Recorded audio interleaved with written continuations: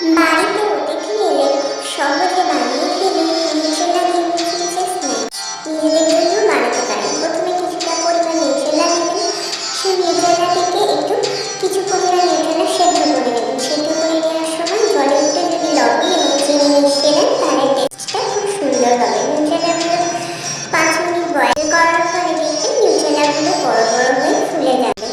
এরপরে কি করবেন, স্কোয়ার করে কেটে রাখা পেঁয়াজ এবং ক্যাপসিকাম তার সঙ্গে দুটো করে নিউট্রেলা টুথপিকের মধ্যে গেঁথে দেবেন। তারপরে এরকমভাবে 7-8টা স্টিক তৈরি করার পরে বাড়িতে দেখে অনুযায়ী বা নিজেদের ফ্যামিলি মেম্বার অনুযায়ী স্টিক তৈরি করে নেবেন। এরপরে এটাকে ফ্রাই করার জন্য একটা ব্যাটার বানিয়ে নেবেন। তার আগে পারলে ওগুলোতে স্টিকগুলোতে নুন, হলুদ, স্বাদ মতো একটু লঙ্কার গুঁড়ো মিশিয়ে নেবেন খুব ভালো করে।